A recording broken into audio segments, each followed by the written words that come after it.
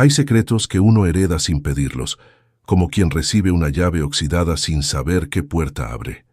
Mi nombre es Julián Ortega, tengo 32 años y hace 6 meses heredé algo que jamás imaginé: el turno nocturno en el asilo donde mi abuela trabajó durante 40 años. Lo que descubrí en esas noches interminables aún me quita el sueño, y hoy voy a contarles por qué. Pero antes de continuar, si esta historia te está gustando, no olvides suscribirte al canal y activar la campanita para no perderte ningún video. Y por favor, déjame en los comentarios desde qué ciudad me estás viendo. Me encanta saber de dónde son todos ustedes.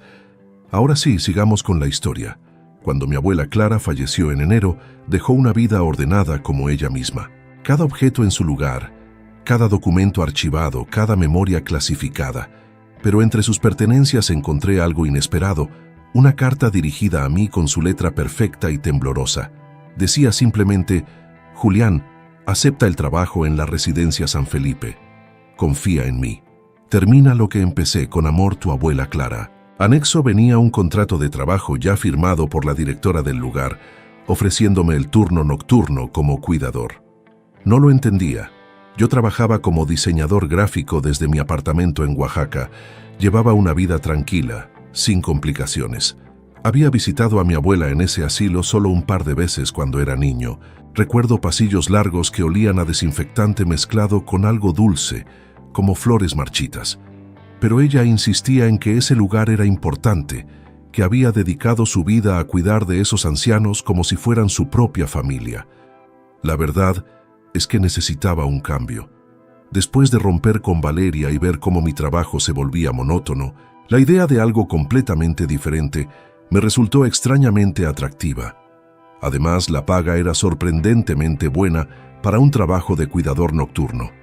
Así que acepté, empaqué lo mínimo y me mudé a una habitación pequeña cerca de la residencia San Felipe. Un edificio de 3 pisos, construido en los años 60, que se alzaba como una sombra en las afueras de la ciudad. Mi primer turno comenzó un martes de marzo. Llegué a las 10 de la noche, cuando el aire todavía guardaba algo del calor del día, pero ya empezaba a enfriarse con esa brisa que anuncia la madrugada. La directora, una mujer de unos 50 años llamada Patricia Solís, me recibió con una sonrisa profesional que no alcanzaba sus ojos. Me mostró las instalaciones con rapidez, como si tuviera prisa por irse. El turno nocturno es tranquilo, me dijo mientras caminábamos por el pasillo principal del primer piso. Las luces fluorescentes parpadeaban ocasionalmente, proyectando sombras que bailaban en las paredes de un verde institucional desgastado. Los residentes duermen la mayor parte del tiempo. Tu trabajo es hacer las rondas cada 2 horas, asegurarte de que todos estén bien, atender cualquier emergencia. Hay 22 residentes en total, 7 en el primer piso, 8 en el segundo, 7 en el tercero. ¿El tercero?, pregunté. Había notado que cuando pasamos por la escalera que subía al tercer piso, había una cadena con un letrero que decía: piso en remodelación, acceso restringido. Patricia se detuvo un momento. Su expresión cambió levemente. Sí, técnicamente el tercer piso está cerrado. Problemas estructurales. Pero hay 3 residentes que insistieron en quedarse allí. Llevan décadas en esas habitaciones y se negaron rotundamente a moverse. Tu abuela los cuidaba personalmente. Ahora ese será tu trabajo también. Algo en su tono me hizo sentir incómodo, pero asentí. Me entregó un llavero pesado con al menos 20 llaves diferentes, una linterna grande y un radio portátil. Cualquier cosa me llamas, aunque, agregó con una sonrisa extraña, en todos estos años rara vez ha habido problemas reales en el turno nocturno. Cuando se fue me quedé solo en la recepción. El edificio crujía con sus propios sonidos, ese lenguaje particular de las construcciones viejas, tuberías que suspiraban, maderas que se quejaban, el zumbido constante del sistema eléctrico antiguo. Desde mi escritorio podía ver el pasillo principal que se extendía hacia la oscuridad, porque solo encendían luces cada 10 metros para ahorrar electricidad. Decidí hacer mi primera ronda a las 11. Comencé por el primer piso, revisando cada habitación con cuidado. Los ancianos dormían en sus camas, Algunos roncaban suavemente, otros murmuraban en sueños. En cada puerta había una pequeña ventana de vidrio que permitía ver el interior sin entrar. Todo parecía normal, incluso aburrido. El aire olía a medicina, a sábanas limpias, a ese perfume particular de la vejez que no es desagradable sino melancólico, como papel antiguo y lavanda. El segundo piso fue igual, habitaciones ordenadas, residentes durmiendo, alguna que otra luz nocturna que proyectaba círculos dorados en el suelo. Una señora mayor, la señora Beatriz, estaba despierta y me saludó con la mano cuando pasé. Le sonreí y seguí adelante, pero cuando llegué al pie de la escalera que subía al tercer piso, sentí que algo cambiaba. La temperatura bajó varios grados. Podía ver mi propio aliento condensándose en el aire. La cadena con el letrero colgaba floja, como si alguien la hubiera movido recientemente. Tomé mi linterna porque allá arriba solo había una luz encendida al final del pasillo y subí. Los escalones de madera gemían bajo mis pies. El tercer piso era completamente diferente a los otros dos. El papel tapiz de las paredes estaba despegado en varios lugares, mostrando el yeso agrietado debajo. El suelo de linóleo tenía manchas oscuras que parecían muy antiguas, y había un silencio absoluto, tan denso que podía sentirlo presionando contra mis tímpanos. Solo 3 puertas tenían luz visible por debajo. Según el registro que me habían dado, los residentes eran don Augusto en la habitación 301, doña Inés en la 305 y don Esteban en la 308. Decidí seguir el orden. Toqué suavemente en la puerta de don Augusto. Una voz rasposa me dijo que pasara. Entré a una habitación que olía intensamente a tabaco de pipa y a libros viejos. Don Augusto estaba sentado en una silla junto a la ventana, mirando hacia la noche. Debía tener más de 90 años, con un cabello completamente blanco peinado hacia atrás y ojos de un azul descolorido. «Tú debes ser Julián», dijo sin voltear a verme. «Clara me habló mucho de ti, dijo que vendrías». Me quedé helado. ¿Mi abuela le habló de mí? ¿Cuándo? La última vez que estuvo aquí, 3 días antes de su partida. Ahora sí me miró, y sus ojos tenían una profundidad inquietante. Nos dejó instrucciones muy específicas. A mí, a Inés y a Esteban. Dijo que tú terminarías lo que ella no pudo. No entiendo de qué me habla, don Augusto. Él sonrió, una sonrisa triste. Lo entenderás, pero primero debes conocer la historia de este lugar. La residencia San Felipe no siempre fue un asilo. Antes, en los años 40, fue un hospital psiquiátrico. Cerraron el hospital después de ciertos sucesos que nunca se hicieron públicos, y años después lo convirtieron en esta residencia para ancianos. Pero algunos recuerdos no se borran con pintura nueva y pisos renovados. Sentí un escalofrío recorrer mi espalda. ¿Qué tipo de sucesos? Tratamientos que no debieron realizarse, experimentos con medicamentos, personas que entraron y nunca salieron, al menos no de la manera en que entraron. Hizo una pausa como si le costara continuar. Tu abuela lo descubrió hace 40 años, cuando empezó a trabajar aquí. Encontró registros escondidos en el sótano, documentos que detallaban todo, y encontró algo más, algo que aún permanece aquí. ¿Qué encontró? Pero don Augusto negó con la cabeza. Habla con Inés primero, luego con Esteban, después vuelve a verme. Las piezas deben unirse en orden, como Clara lo planeó. Salí de su habitación con más preguntas que respuestas. El pasillo parecía más largo ahora, las sombras más densas. Caminé hasta la habitación 305, donde vivía doña Inés. Toqué y una voz suave me invitó a pasar. La habitación de doña Inés era completamente opuesta a la de don Augusto. Estaba llena de luz cálida de velas aromáticas. Había plantas en cada superficie disponible, y las paredes estaban cubiertas de fotografías antiguas en blanco y negro. Ella estaba sentada en su cama, tejiendo algo con lana color crema. Debía tener unos 85 años, con el cabello recogido en un moño perfecto y ojos oscuros muy brillantes. «Julián», me saludó con calidez. «Qué bueno que finalmente estás aquí. Siéntate, por favor». Señaló una silla cerca de su cama. Me senté, notando que mis manos temblaban ligeramente. «Doña Inés, Don Augusto me dijo que usted podría explicarme qué está pasando. Ella dejó su tejido a un lado y me miró directamente. Tu abuela Clara era mi mejor amiga. Trabajamos juntas aquí durante 20 años antes de que yo me convirtiera en residente. Cuando descubrió los secretos de este lugar, me lo contó todo. Yo la ayudé a investigar, a buscar más información. Lo que encontramos fue perturbador. ¿Qué encontraron? En los años 40, el director del hospital psiquiátrico, un hombre llamado Dr. Vargas, estaba obsesionado con la idea de curar enfermedades mentales a través de métodos no convencionales. Realizó procedimientos experimentales en pacientes que no podían consentir, que no tenían familia que los reclamara. Muchos terminaron peor de lo que empezaron.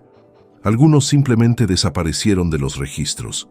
Doña Inés se levantó lentamente y caminó hacia un pequeño armario. Sacó una caja de metal oxidada.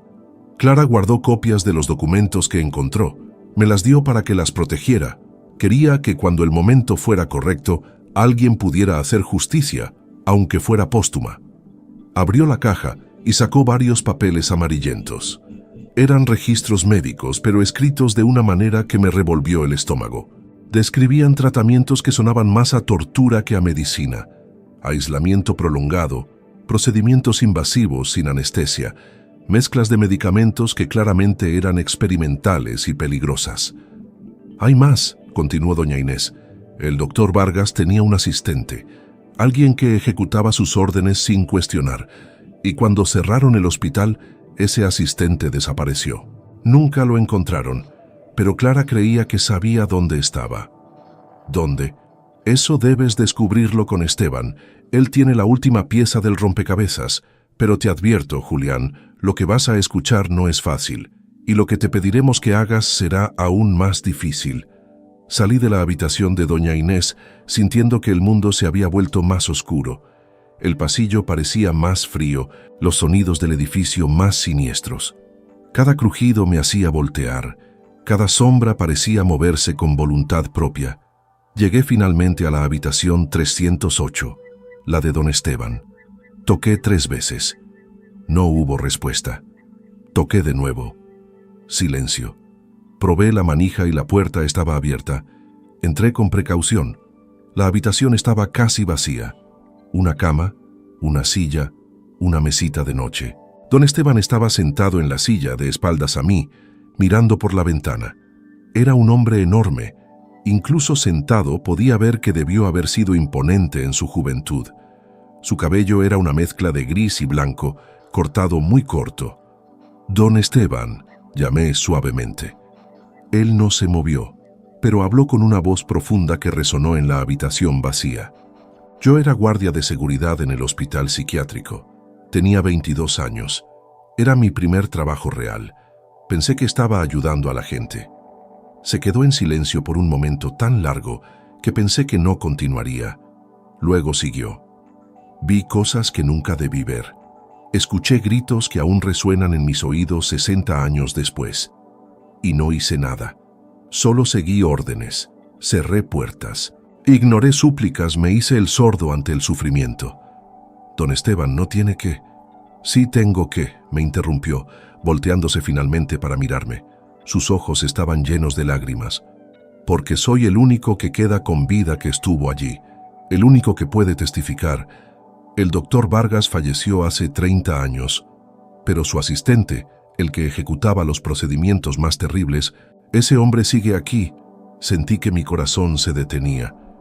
¿Qué quiere decir con que sigue aquí? En el sótano, susurró don Esteban. Cuando cerraron el hospital, él se escondió. Vivió allí abajo como un fantasma durante años.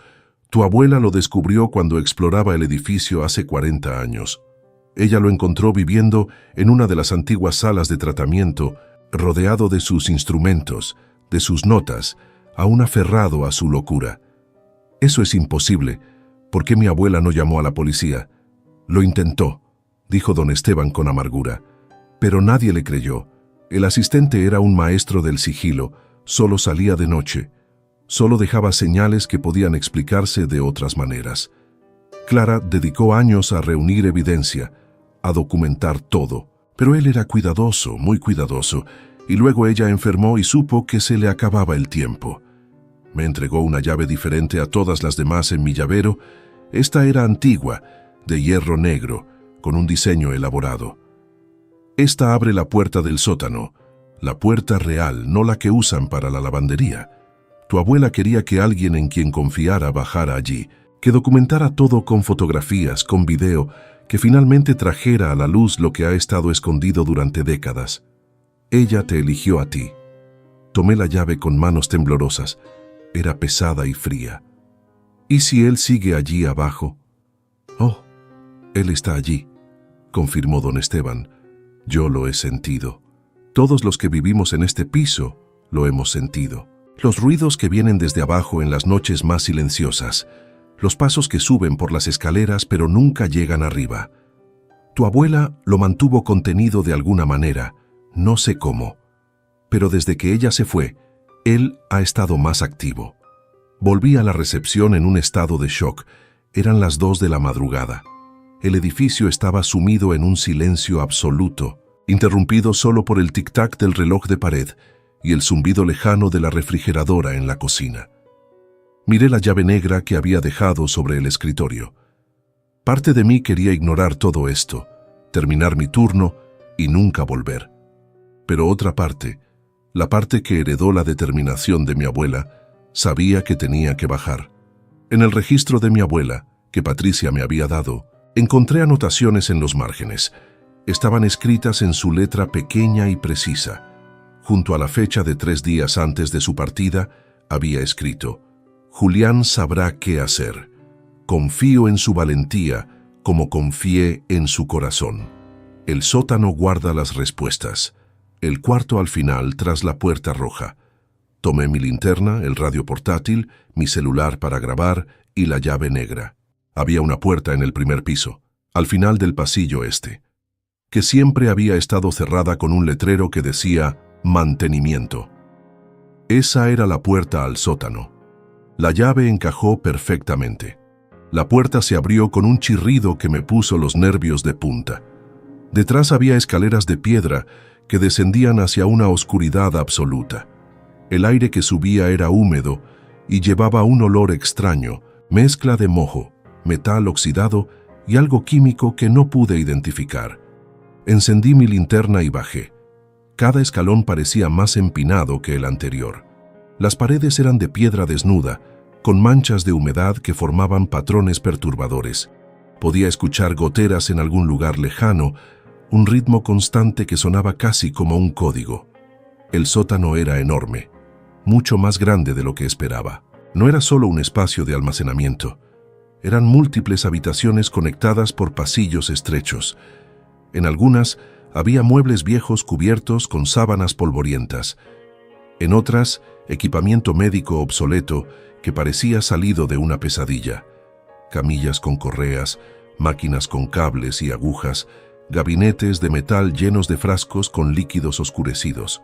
Seguí avanzando, buscando la puerta roja.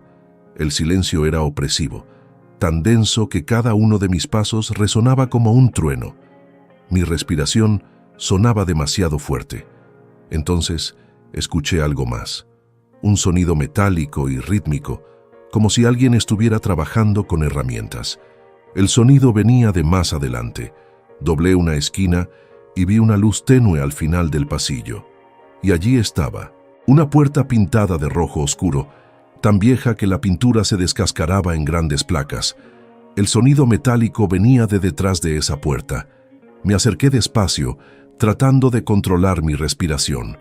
Puse la mano en la manija, fría como hielo. Sabía que debía abrirla, que era lo que mi abuela había querido, pero el miedo me paralizaba. Entonces recordé sus palabras. Confío en su valentía como confié en su corazón. Abrí la puerta. La habitación era grande y estaba iluminada por varias lámparas de aceite que proyectaban sombras danzantes en las paredes. Y allí, inclinado sobre una mesa llena de papeles y objetos, había un hombre. Era imposiblemente viejo. Su piel parecía pergamino estirado sobre huesos frágiles. Su cabello era solo unos mechones blancos dispersos en su cráneo manchado. Llevaba lo que alguna vez había sido una bata de laboratorio, ahora gris y raída. Cuando entré, se volteó lentamente hacia mí. Sus ojos eran del color del agua sucia, pero brillaban con una intensidad febril.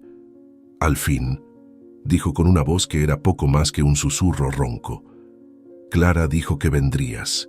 Ella siempre cumplía sus promesas». «¿Quién es usted?», logré preguntar, aunque mi voz sonó más débil de lo que hubiera querido. «Soy lo que queda del doctor Armando Silva, asistente del doctor Vargas, dedicado a la ciencia médica cuando la ciencia no tenía los límites que tiene ahora». Se movió hacia mí con pasos lentos y arrastrando los pies. «Clara me encontró hace 40 años. Podría haberme delatado, podría haber terminado con esto, pero era una mujer curiosa, inteligente. Quería entender antes de juzgar. Ella documentó todo lo que usted hizo», dije, sintiendo que la ira reemplazaba al miedo. Los tratamientos, los procedimientos, el sufrimiento que causó. «Sí», admitió sin vergüenza, y me dio una opción. Podía quedarme aquí, vivir mis últimos años en este espacio que yo mismo había creado, rodeado de mi trabajo. O podía enfrentar la justicia del mundo exterior. Elegí quedarme. Clara me traía comida, libros, y a cambio yo le conté todo, sin omitir ningún detalle. Ella grabó mis confesiones, escribió cada palabra. Todo está documentado en cajas selladas que ella guardó en un lugar seguro. ¿Por qué? ¿Por qué ella haría eso? El doctor Silva se sentó en una silla tambaleante, porque entendió algo que yo tardé décadas en comprender. La justicia no siempre es inmediata. A veces necesita tiempo para madurar, para que llegue el momento correcto. Clara sabía que si me denunciaba cuando yo aún tenía algo de fuerza, de conexiones, podría escapar de nuevo. Pero si esperaba, si me mantenía aquí, si documentaba todo meticulosamente, cuando finalmente saliera a la luz sería irrefutable. Y ahora yo debo terminar lo que ella empezó, dije, entendiendo finalmente. Exacto. Señaló una caja de metal en la esquina. Allí están todas mis confesiones, firmadas y fechadas. Documentos originales del hospital que Clara rescató. Fotografías de este lugar. Todo lo que necesitas para exponer la verdad. Y yo, hizo una pausa. Su expresión cambió a algo que casi parecía alivio. Yo estoy listo. He vivido demasiado tiempo con el peso de lo que hice. Clara me dio años para reflexionar, para documentar, para finalmente aceptar mi responsabilidad. Ahora es tiempo de que el mundo sepa. Tomé la caja con manos temblorosas. Era más pesada de lo que esperaba. Dentro había carpetas perfectamente organizadas, cada una etiquetada con la letra de mi abuela. Nombres de pacientes, fechas, descripciones detalladas de procedimientos. Era evidencia meticulosa acumulada durante 40 años. ¿Por qué ella te mantuvo con vida?, pregunté, aún tratando de entender la decisión de mi abuela. Porque Clara creía en algo más grande que la venganza inmediata. Creía en la verdad completa, en la documentación histórica. Si me hubiera entregado hace 40 años, habría sido mi palabra contra los registros destruidos. Ahora, levantó una mano esquelética hacia las paredes cubiertas de documentos.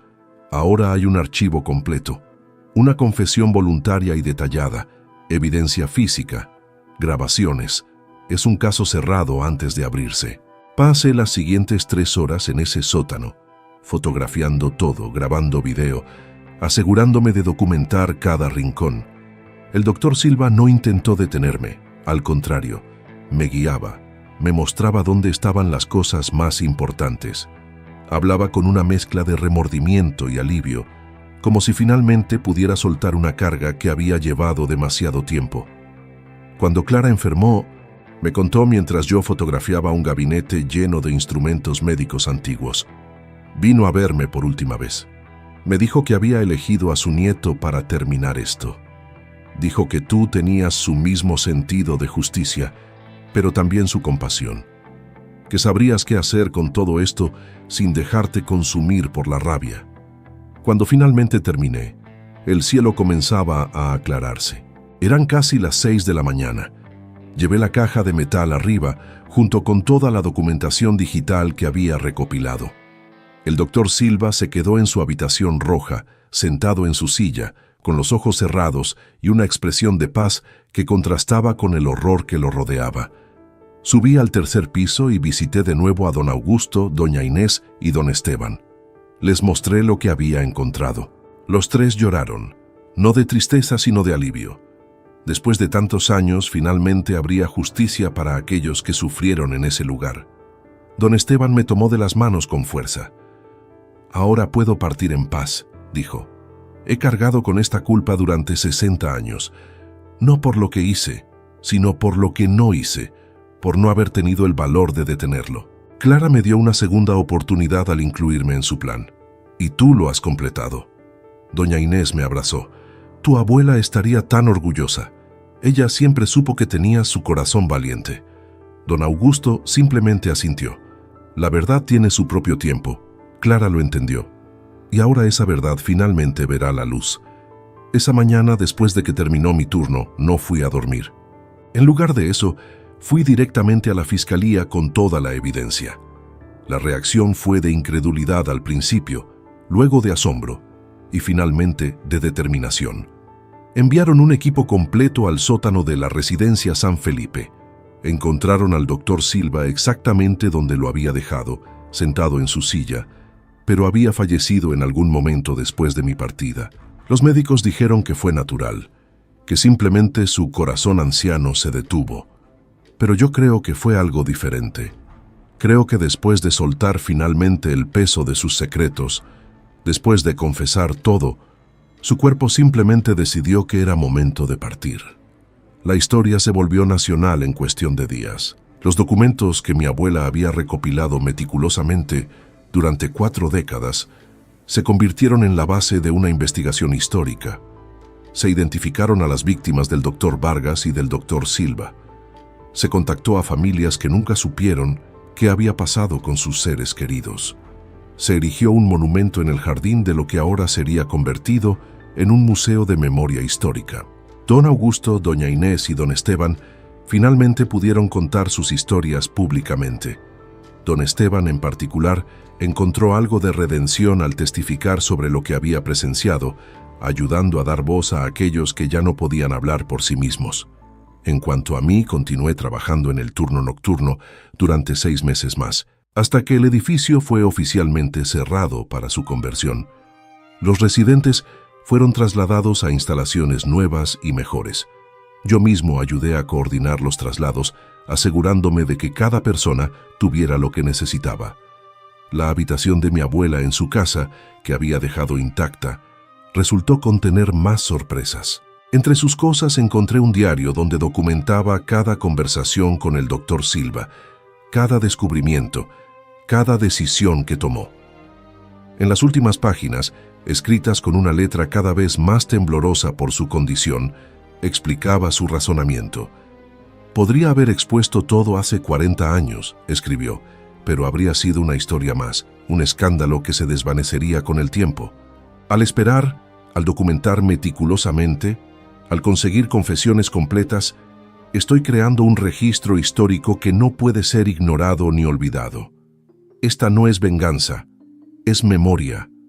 Es asegurarme de que aquellos que sufrieron no sean olvidados, de que sus historias sean contadas completamente, de que la verdad perdure más allá de las vidas individuales». También encontré una carta final dirigida a mí, fechada 2 semanas antes de su partida. «Querido Julián», comenzaba, «si estás leyendo esto, significa que has tenido el valor de bajar al sótano, de enfrentar la oscuridad que he guardado durante tanto tiempo. Sé que pude haber hecho las cosas de manera diferente, pero elegí este camino porque creí que era el que aseguraría la verdad más completa. Perdóname si te puse en una posición difícil. Confié en ti porque sé que tienes la fuerza y la compasión necesarias para manejar esto correctamente. Te quiero. Siempre estaré orgullosa de ti. Abuela Clara». Hoy, un año después de aquella primera noche, visito ocasionalmente el lugar que ahora es el Museo de la Memoria San Felipe. Hay fotografías de las víctimas en las paredes, sus nombres grabados en placas de bronce. La historia completa está contada en paneles informativos que no ocultan nada de la crueldad que ocurrió allí, pero también destacan la valentía de quienes finalmente trajeron la verdad a la luz. Don Augusto falleció en paz 4 meses después de que todo salió a la luz. Doña Inés vive ahora cerca de su hija, tejiendo mantas que dona a hospitales. Don Esteban encontró consuelo en hablar con grupos de jóvenes sobre la importancia de tener el valor de hacer lo correcto, incluso cuando es difícil, incluso cuando llega tarde. En cuanto a mí, he aprendido algo invaluable de mi abuela Clara. A veces la justicia no es rápida ni simple. A veces requiere paciencia, planificación y una determinación inquebrantable de hacer las cosas correctamente, no solo hacerlas rápido. Mi abuela dedicó 40 años de su vida a asegurar que la verdad saliera a la luz de la manera más completa y duradera posible. Heredé más que un turno nocturno. Heredé una misión, un propósito, una manera de entender que nuestras acciones pueden tener impactos que van mucho más allá de nuestras propias vidas. Cada noche en ese asilo fue una lección sobre la complejidad de la justicia, sobre el valor de la verdad documentada, sobre la importancia de no olvidar a aquellos que sufrieron. El edificio ya no está lleno de secretos oscuros. Ahora es un lugar de memoria y educación. Las habitaciones donde una vez ocurrieron horrores ahora cuentan historias de resistencia y eventual justicia. El sótano donde el doctor Silva vivió escondido durante décadas es ahora un archivo abierto, donde investigadores estudian cómo prevenir que tales atrocidades vuelvan a ocurrir. Y yo sigo adelante, sabiendo que cuando mi abuela me dejó esa carta, me estaba dando más que una tarea. Me estaba dando la oportunidad de ser parte de algo más grande que yo mismo, de contribuir a que la verdad prevaleciera, de asegurar que las víctimas no fueran olvidadas. Cada vez que visito el museo, me detengo frente a una fotografía de mi abuela que está en la entrada principal. En ella, tiene unos 50 años, está en el jardín del asilo sonriendo a la cámara. Debajo una placa dice, Clara Ortega, guardiana de la verdad, quien dedicó su vida a asegurar que los olvidados sean recordados. Y esa, creo, es la mejor manera de describir lo que ella hizo y lo que me enseñó. La verdad merece ser protegida, documentada y finalmente compartida, sin importar cuánto tiempo tome. La justicia puede ser lenta, pero cuando está bien fundamentada, perdura. Pero antes de irme, quiero agradecerte por haber escuchado esta historia hasta el final. Si te conmovió de alguna manera, si te hizo reflexionar sobre la importancia de la verdad y la memoria, por favor comparte este video con alguien más. Dale me gusta y suscríbete al canal para más historias que te harán pensar y sentir. Y déjame en los comentarios qué opinas sobre la decisión de mi abuela, si crees que hizo lo correcto al esperar tanto tiempo. Me encanta leer sus perspectivas. Nos vemos en el próximo video. Cuídense mucho.